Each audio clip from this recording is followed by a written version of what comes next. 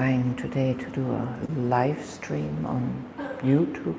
Never did that before, but she's preparing that, so let's see if it works.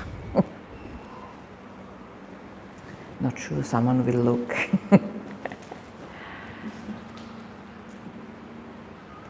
But you are here, so.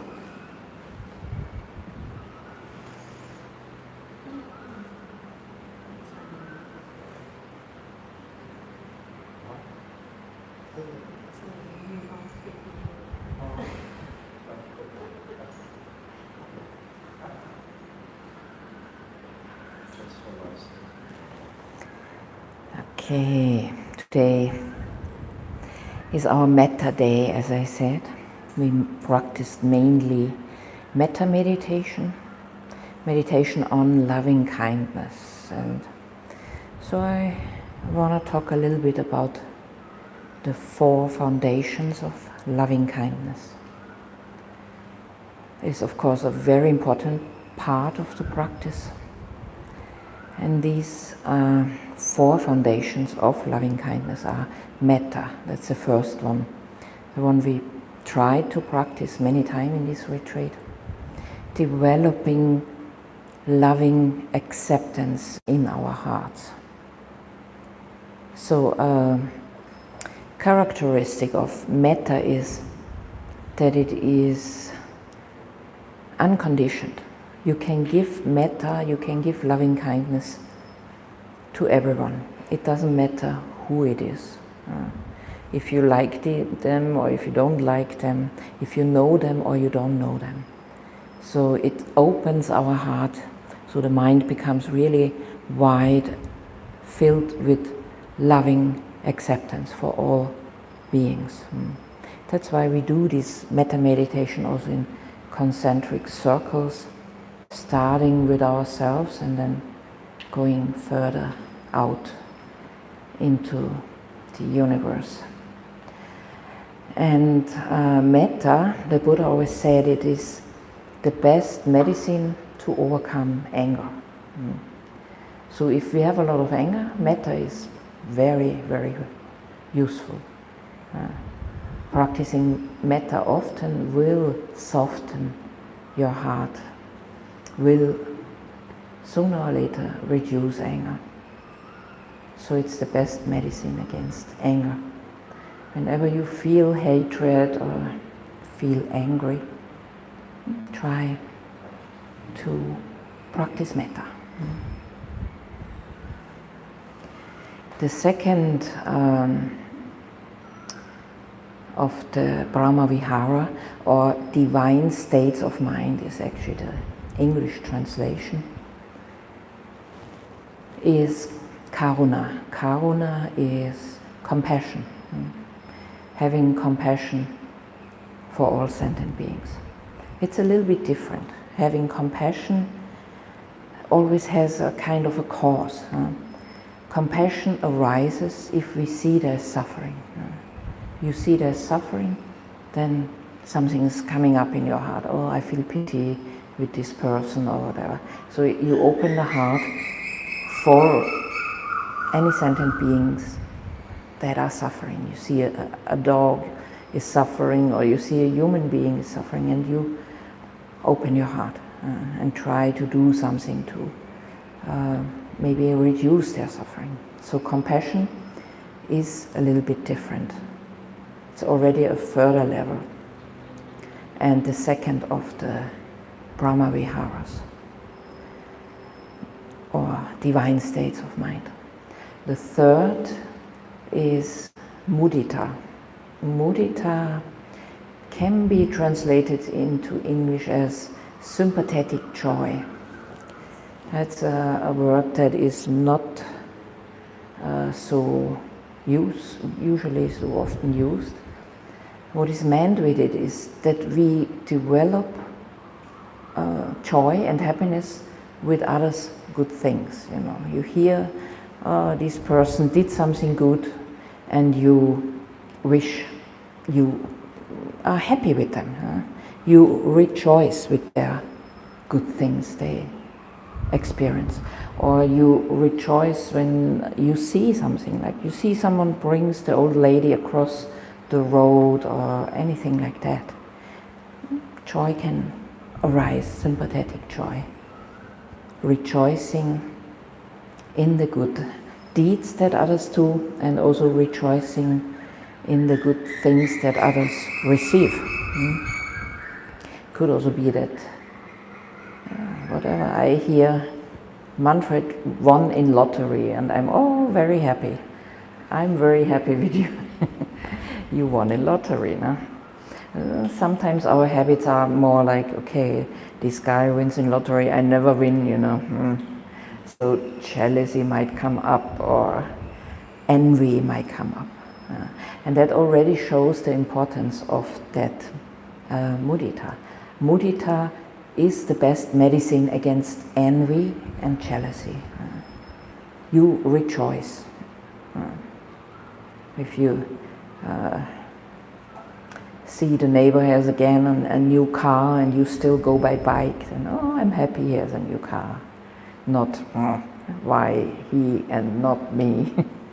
So reducing this kind of state of mind that we all have. Sometimes envy, sometimes jealousy arises. It's nature. But we can deal with that. We can change it through practicing mudita. In Thailand you see that very often whenever good things are done. If you have been to temples, or if you have seen monks, nuns going to alms round with their bowls, and then people give them alms food. And sometimes others stand there or see it and they raise their hand, make a Y and say, sadhu. Means I'm very happy with the deed you do. So even if they can't do it themselves, they have no food to give to the monk or no money to give or whatever, they can still have this sympathetic joy. And it's even in the scriptures, it's described that having sympathetic joy, at least they say that in Thailand, you make almost half of the good karma than the person that is giving. So if Bill Gates gives $1 million for AIDS program, then you say sadhu, and you have given $500,000. So it's very easy if you see it this way. But again, it's always our intention as well. So if we just say sadhu or sympathetic joy, but only because we want to get the good karma, it kind of reduces the wholesome karma. It should really come from the heart. But also you have to know that metta, karuna, mudita, these states, they are usually in the beginning a little bit artificial. They are not yet real. I think you have felt that maybe. You practice metta and then you repeat the sentence, may all beings be happy, but do I really want that? It's not really real yet. Don't worry about that. That's always like that, but you train it. Do it again and again, and slowly your heart will open. And the fourth of the four divine states of mind, the four Brahmaviharas, is the most important one, and that is ubeka. Ubeka is equanimity, having an equanimous mind, standing above all of this. Sometimes you say, okay, you have tried everything. You have metta, loving kindness, loving acceptance with someone. You have compassion with them, and you rejoice if they get better. If it's a person who is unfortunately harming themselves and others, you rejoice if they get better. So you have all these three states of mind, but still it's not changing, it's not working. They stuck in their state of mind and you can't do anything to drag them out of there. Then there's only one thing left, and that is ubeka, equanimous mind. Because if you suffer with them, nothing good comes out of that. Then they suffer and you suffer as well. And when you suffer, that's again, your mind will be down. It drags you down. And when the mind is in a low state, then you are not able to help anyone. So suffering with someone is not the same like compassion. Compassion is opening the heart for suffering and do something to help, or at least make good wishes if you can't do anything. But no need to suffer with them. We often mistake that. We think someone is suffering, we have to suffer as well. I saw that often in the West when someone dies and there's a funeral, you know, and people go there, maybe they take their kids with them. And the kids playfully playing, are happy, and the parents, no, you cannot do that. And because someone died, you have to be, you know, sad. And then they look around, everyone crying, and then the kids start to cry, they don't know why. It's a kind of a wrong attitude. You don't have to suffer with others. Won't help them.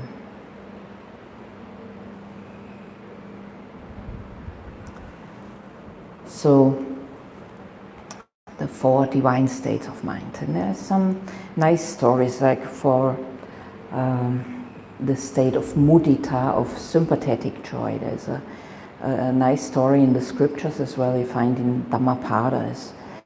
Most of the stories I always tell, they are coming from the Dhammapada.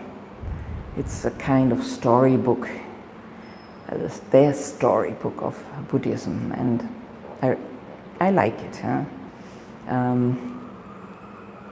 Maybe you can look into it. There are all the stanzas, those gathas that the Buddha said in a certain situation, and then they also write the story. How did it come to that? Why did he say that? And so on. And then there was this story. There was a king in the Buddha time, and he had a lot of faith in the Buddha. There were several kings who were really faithful disciples. And this king wanted to make a really huge dana, also giving, generosity.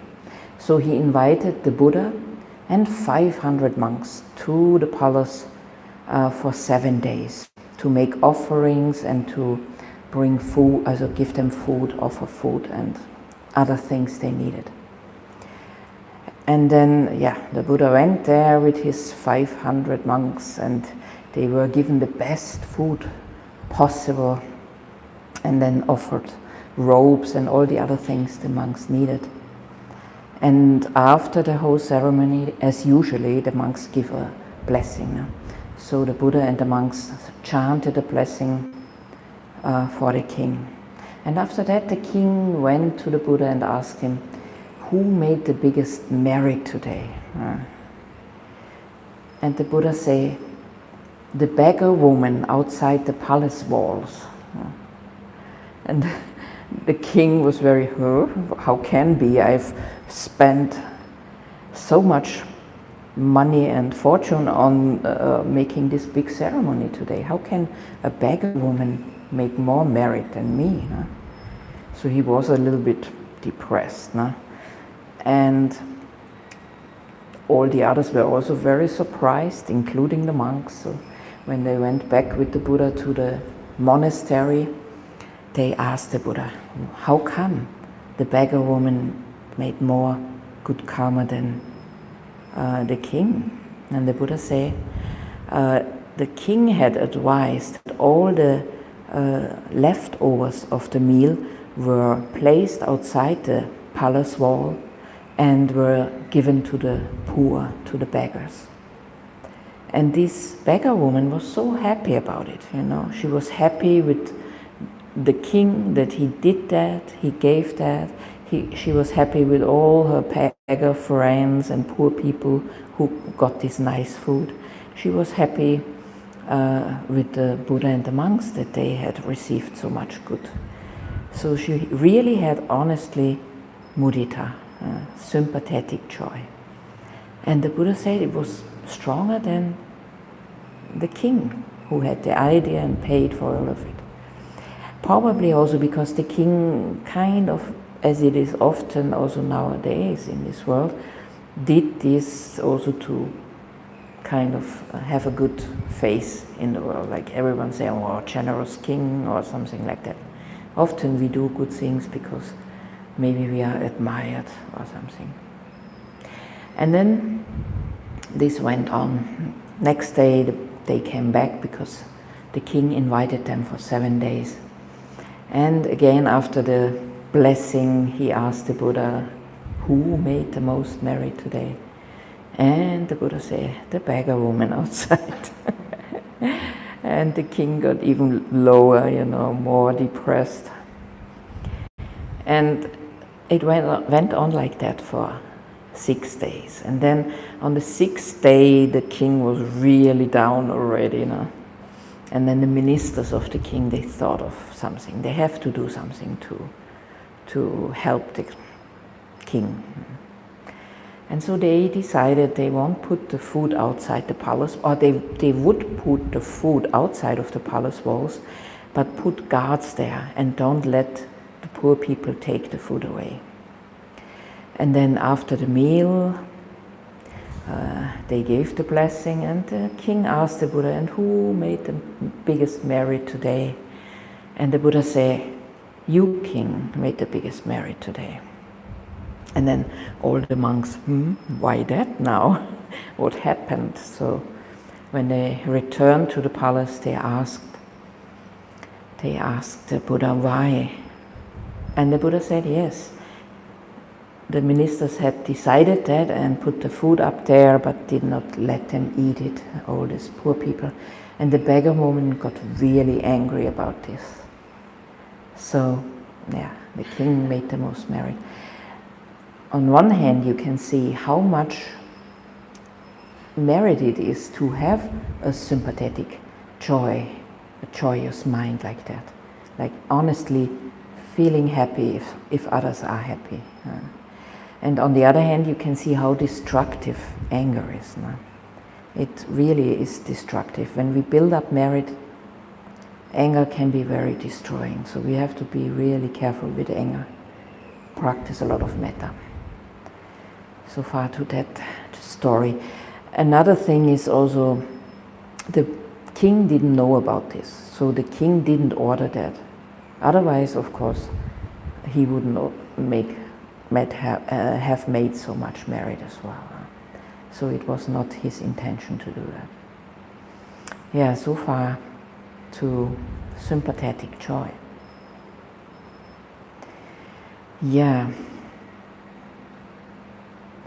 Four Noble, the four Brahma-vihara, the four divine states of mind. We have to practice them anyway. We do it partially with doing metta, but you will see, and some of you I already saw, they feel it already. There is something going on in their minds, something is changing. When you practice more, then the mind is getting softer. Maybe you practice, suddenly tears come and you don't even know why or whatever. That's already a sign. These Brahma-viharas are also working in our mind. So the more aware we are, the more present we are, and really observing and having this wide mind, not a narrow, just focused mind. There's mostly not much compassion with it. But if the mind is wide, you will become more and more aware of everyone. The mind is not so selfish anymore. So this metta makes us less angry, being open for others. Karuna, the compassion, makes us less selfish, also thinking of others. Mudita will reduce jealousy and envy. And really it works. Do it often. Do it whenever you hear someone is doing something good, you read someone is doing something good, or you see it. Apply mudita. In the beginning you need right effort, do it again and again. But you will see soon it becomes a natural habit. Whenever you see something, joy arises. Or you say sadhu, like you see often here in Thailand.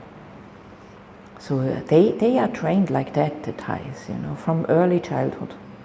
The babies have to give alms food to the monks. They cannot even hold the spoon yet. But usually the grandmother takes care of the babies. The parents go to work, and then the grandmother comes with a bowl of rice and a spoon, and then the baby on the arm, and takes the baby's hand, and takes the spoon and put food in the monks' bowls. And once they can stand by themselves, they want to go out, feed the monks, even if they can't talk yet. And they want to do it themselves. So it becomes a habit, this generosity. And whenever others do good, they take them, sadhu, they put their hands together in Anjali, the kids' hands, and they will do it. Often observe it. Small toddlers, they see the monk, they stop, put up their hands. It's just a habit already. It's a habit, and it's a very nice habit, beautiful habit. And so you should make it a habit for yourself. Rejoice in others' good deeds, or when others get good things. And if you're very, very clever, then rejoice in both the person who can do good and also the person who receives good. So you have double merit then.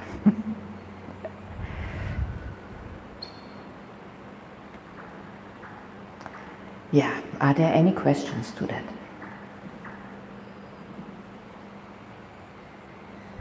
Or anything else? Yes?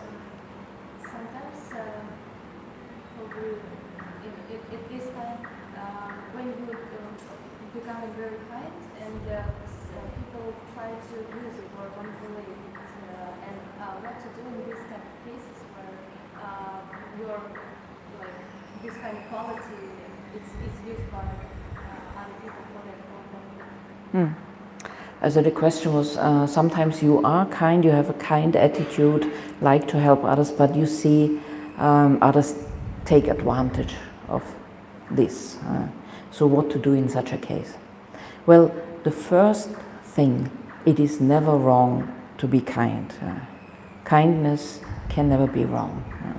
So that is good. We have to be careful that we are not expecting. Often we are kind and we expect something in return. It must not be that you expect you get the same back from them, but at least some gratefulness or something. And most of us, we have it. I know for myself it sometimes happens when you always help, but there's no thank you coming or whatever, then you think, at least they could say thank you. So there is an expectation, and that is actually not useful, because the merit is done by doing something good, by helping. That's already very precious.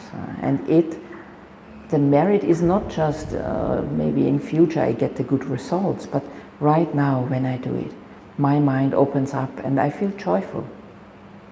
I don't do things and then don't feel joyful about it. It's usually coming naturally that joy arises. So you have already your good results.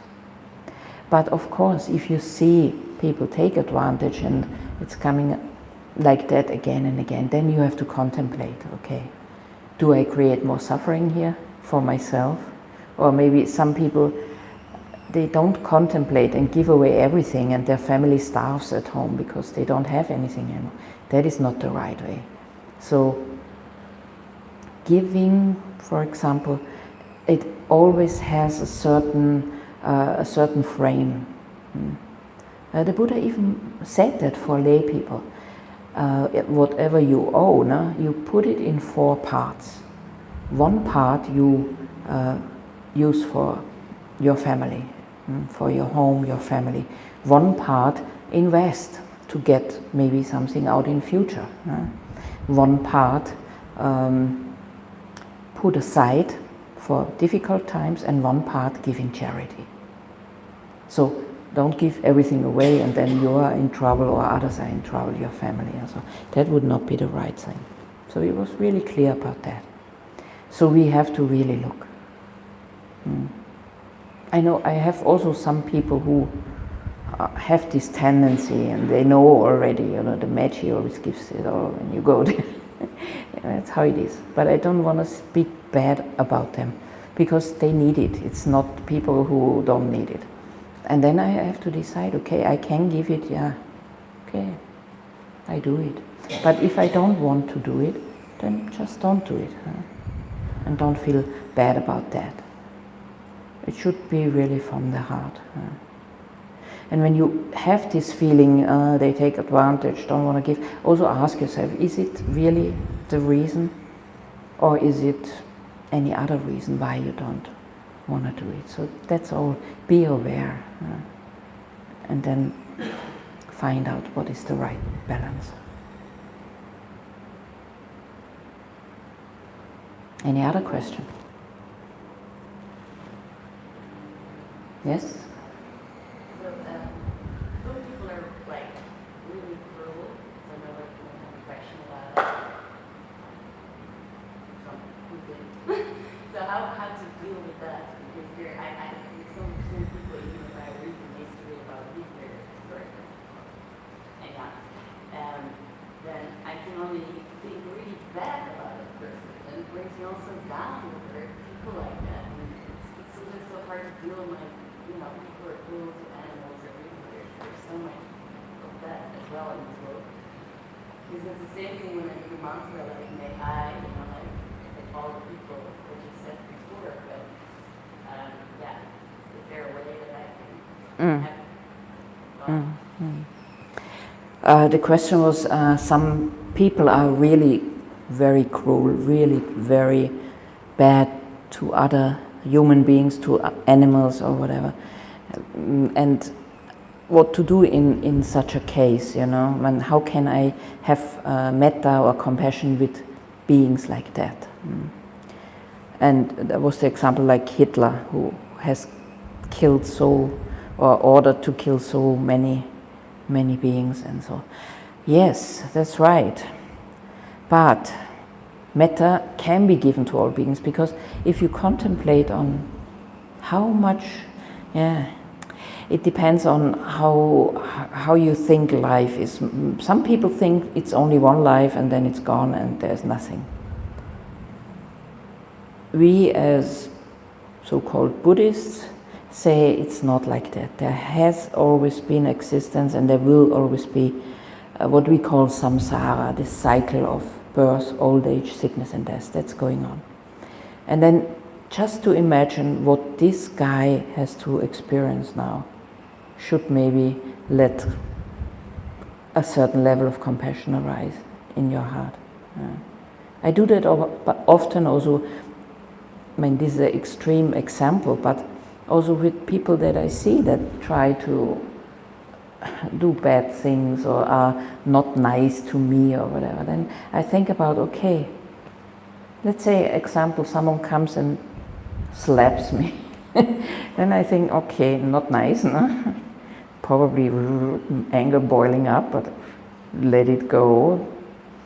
And you can actually know, well, I have slapped someone in the past. That's why I experienced that now. And I know very well what will happen with that guy in future, because he will also be slapped. Kind of things like that. That is a very simple, you might say, a children example, this kind of cause and effect. But it's really very often naturally arising with me that when I see that, I also see those who create a lot of suffering now, they will experience a lot of suffering. And those who experience the suffering now, they got rid of it. So this karma is finished. It sounds hard and probably not easy for everyone to accept, but I'm 100% sure it is like that.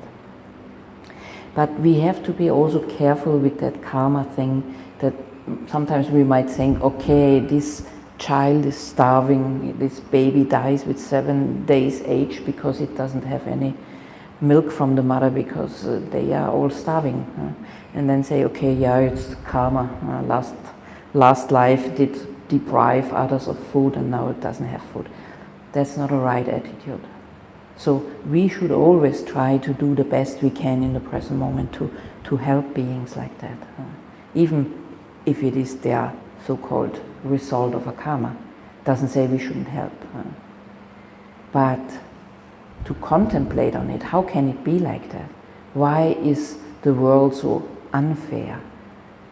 Then you can always come back to that.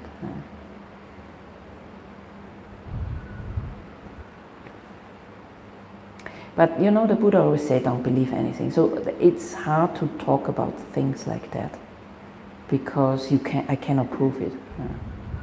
Cannot prove it to you. But when you practice more, you might experience it by yourself.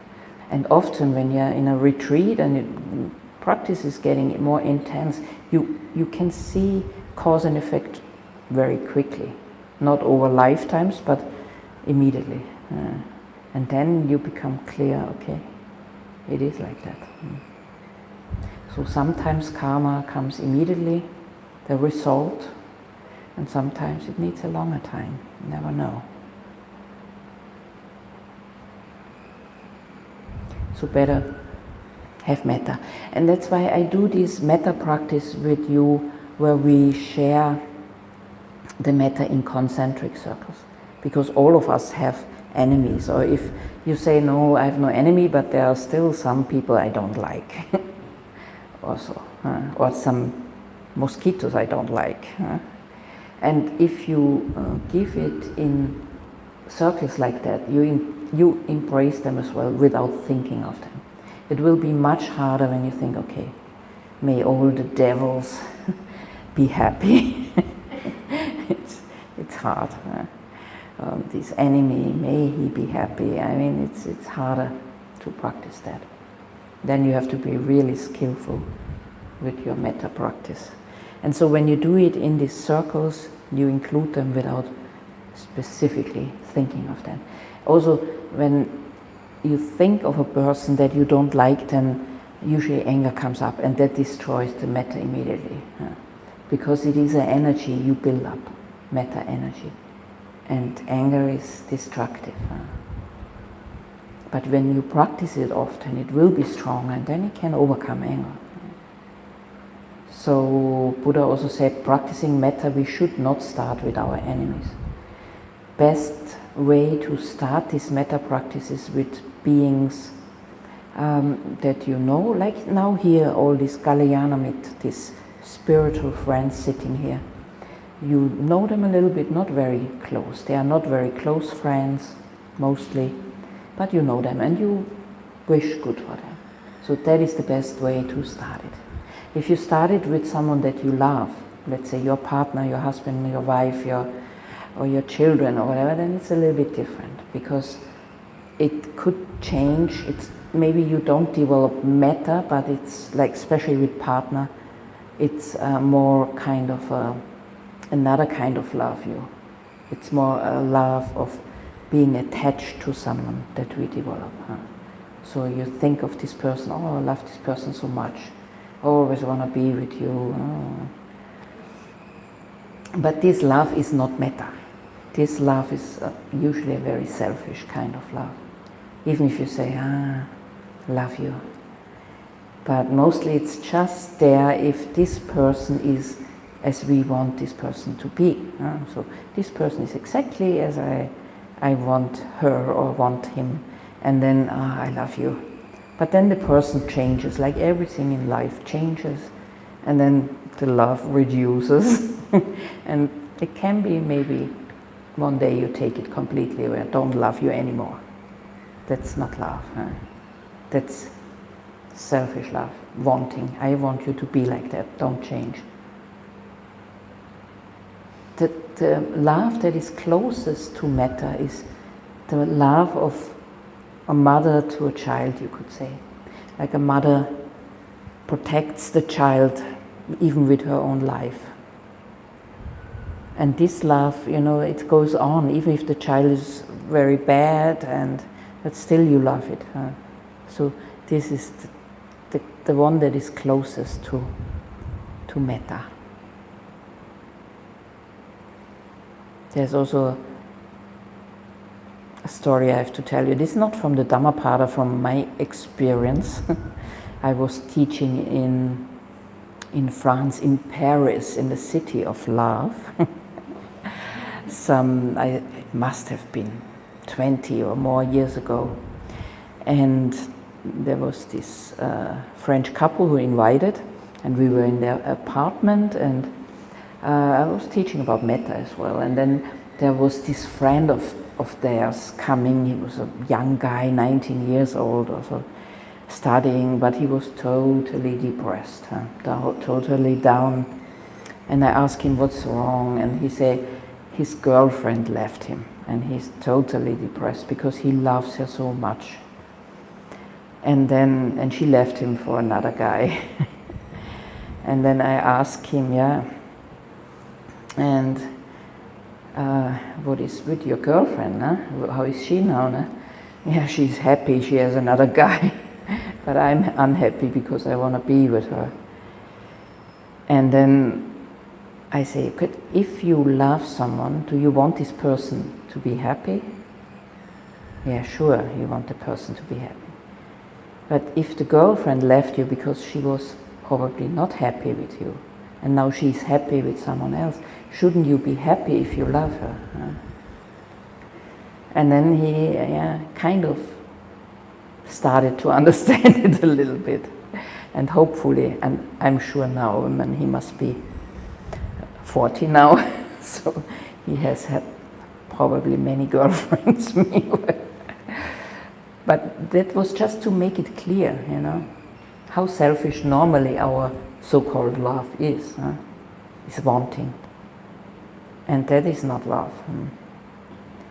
So make that also clear in your mind. Is there any other question? Yes? To what you say about love, so the Buddha says that we need to notice that everything is impermanent, everything that arises will pass away, and you are talking about kind of love that is impermanent, it's just in a situation at a big moment. But you also give the example of a mother and a child, it's like it's impermanent love to death. And so I was wondering about, like self-love. I don't know how to say that, but like love yourself and what kind of, I don't know what it is in the teachings of the Buddha, but just wondering about love and if there is such a thing about self-love or love towards family members, like the child to a mother and the mother to a child. Just wondering, that's impermanent also, or? So the question was about love, because I always teach that everything has these three characteristics, the three laksana as we call them. It's impermanent, non-self and suffering. So love is also impermanent. Yes, you saw it with that poor guy who lost his girlfriend. His love was impermanent. But the Buddha's love is something different. It is an all-embracing love for all sentient beings. And that is there. But still, everything is impermanent. The Buddha died. He also passed away. He was a human being, and he also died. So that is also impermanent. And impermanence is going so far that it changes every moment. So things arise and cease every moment. And so is this sensation of love or this feeling of love as well. But the more you develop this metta, it will become like a inner habit, and you will meet other people, you come in contact with other people, and loving kindness is there. It is in connection with the knowledge that all beings suffer, like you suffer. You get sick, you grow old, you will die. All these things everyone else is experiencing. Pain, sickness, old age, death, separation from the loved ones and connection to those we don't like. All these things are suffering, and there's no exception. All experience that. And that lets another kind of loving kindness arise. That is not personal. It is a matter that your mind develops, which is there then for all beings. But sure, if you look deeper, it's also always arising and ceasing, like everything else.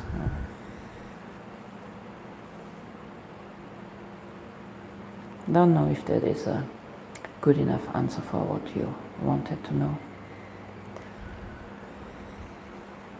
And self-love, because you ask about self-love, of course, you always have to start with yourself. That's what we also do in the metta meditation. Be kind and accepting with what you call yourself, because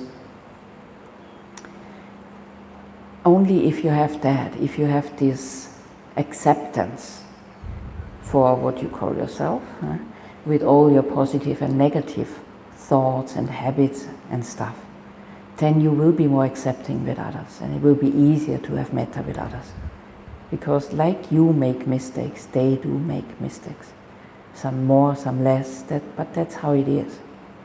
And with, like you have an emotional mind that follows desires and anger sometimes.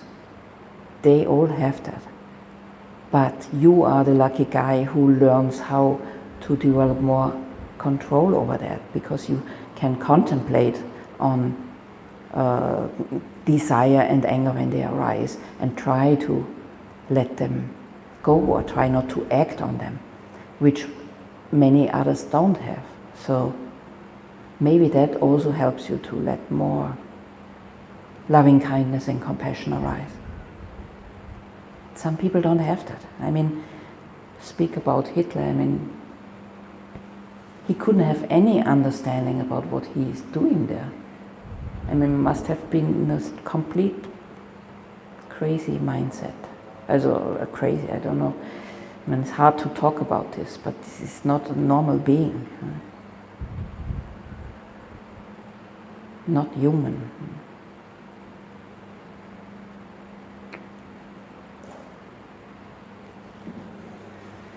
Any other question? Yes? So it's kind of two questions. One question would be, did I understand that correctly, that there's kind of a quality of marriage? Like, you shouldn't be like doing good things to get the marriage back, but you should make sure that you're doing really something good for this person, right? And the next thing is about like the metta meditation. Thing is like, metta meditation, you know, I've been doing it for a while, but as long as I stay in my small circle, like the loved ones, let's call it, it's okay, it's fine. But then, like, let's say I get to the house and then I feel like, oh no, this is the neighbor who's so noisy, and then you get to the town and you say, oh, this is the neighbor who always takes my fucking, you know? So I don't, what would be your recommendation? Like, just keep doing it? Yeah, it is. So the question was, I start with the second question. So, she's practicing metta for a while, and it works in a small circle, those she loves and whatever. I mean, that's normal, that's easier, as I said before. But then when it comes further, maybe neighbors or people that are difficult, whatever, then it's hard to give that metta. That's why it's better not to think about them or their bad things, because it immediately destroys the metta. So develop that energy of metta and know how it feels like, and then try to extend that. But it's always be careful by metta, don't force it. There's no forcing from you behind it. I want to give metta to all of them, but just let it naturally flow. And then increase this circle. Okay, now all in this house, all in this city, all in this country. You don't know them, but imagine that love, light, health, happiness is radiating through these areas without going specific to certain people. And That is better then. And you will, through these concentric circles, you will also learn to open the heart. Or it will be naturally that it's like your mind is getting wider. Your mind becomes the whole hall here. Your mind is the whole center, the whole city. It's like all embracing. You embrace them all. Doesn't matter who it is. And in the end, you can do this individual matter, that you really think about those you love, your parents, teachers, family, friends, and send it. But do that in the end, so that, because it changes the quality of metta. And then those who are suffering, so it's more compassion that goes there. And then, have forgiveness, also a very important part. Forgive those who did harm to you, and also forgive yourself if you have done harm to others. Because this is also very destructive for metta, if guilt or something like that is there, or anger against those who have done wrong to me. The Buddha said it specifically, you will never get out of samsara or out of this suffering when you think, oh, this guy did bad to me. That's a wrong thought. You should let go of that. And hatred can only be appraised by love. So only love can overcome hatred, and not again putting out hatred into this world. And the first one I did not really understand. What was the first question? It was about the merits. Is there kind of quality of merits? Like I think we talked about like giving merits to people just for your own sake. Like even they don't need it, even they don't want it. Do good things to the people just to get it all back. So is there kind of a quality? What would be the way to do the right way? To do giving in the right way, or? Okay. So the question is, when you sometimes you give to people just because you want to make good karma or merit, and maybe they don't even want it or need it or whatever. So how to do it in a correct way? Well, I think giving is always, of course, when you see it's necessary, no? That it's needed, then it's always good to give. I mean, there's a special thing the Buddha said once. He said, he was asked by one of the disciples, how can I make the most merit, the most wholesome karma by giving? And the Buddha said, it's like a field of rice. When you have a rice field, and there is a lot of weed in it, you have not much rice coming out of it, because there's a lot of weed. So if the rice field is freed from weed, then a lot of rice is coming out of it when you harvest the field. And so it is with giving. If you give to someone with a pure mind, where not many defilements are present, the meritorious deed is very strong. So if you would give to a Buddha or an Arahant, an enlightened one, because their mind is very pure, the result will be very strong. So he told that, and he made it clear with this rice field now. But he never said you should do only that, because if you do that, and I see that unfortunately often here as well in Thailand, probably everywhere, that then people, they go to the monks, to the Arahants, where everyone says, this monk is an Arahant, and then I want to give something because I get a lot of good results out of that.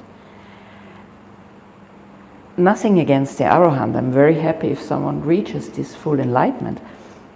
But to have this intention, just to give to this monk or whatever, just to get the good karma back, this intention alone already reduces the wholesome result. because it's a wrong intention. A karma is always dependent on four things: the intention, the clearness, what is going on here, then the deed itself, and the rejoicing in the deeds. These four things. So if my intention is wrong, it heavily reduces the good outcome. And I like to give to those who really need it, to those who are poor or who can't afford it or whatever. I like to do that, and I don't think about the karmic result. But still, if I meet an arahant, then I'm also happy to give something to him. Why not? So, of course, there is nothing wrong about that. And there also we have to be careful, because if a being is really pure and you offer, let's say, 100 euro to an enlightened one, then maybe this enlightened one will use the 100 euro and do a lot of good things with it for others. Whereas if I give the 100 euro to a drunk, to a drunkard, probably he is going to buy the next bottle of alcohol. So there is not much result coming, as a good result coming out of it. Sure, if you see it this way, yes. So we always have to kind of also look at it. But I don't want to think like that. If I see beggars, I give. I say, no, don't give them. They have a child, and the child doesn't go to school. If they will go begging. But it's such a miserable job they have, so I just want to give something.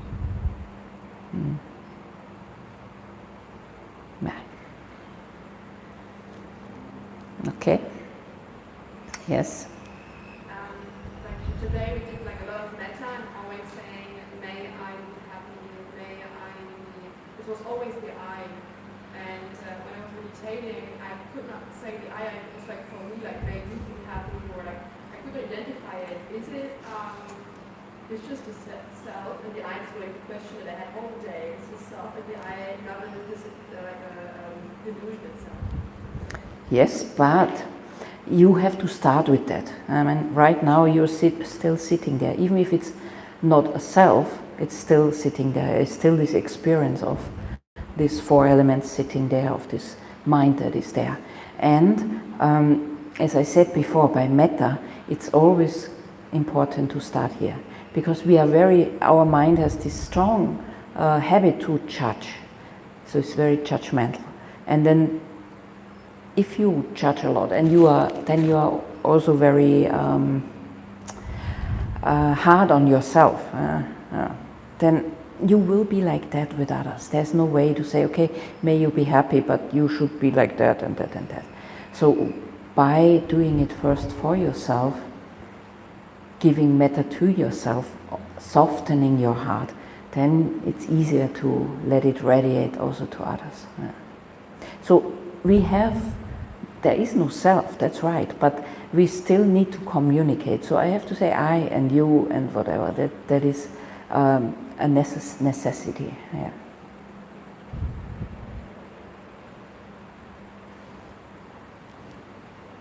Any other question?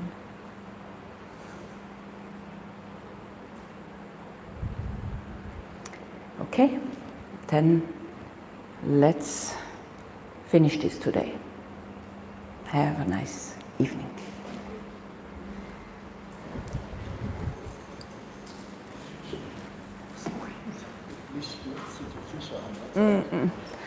There's one thing I wanted to ask. It's technical. It doesn't have to go to you.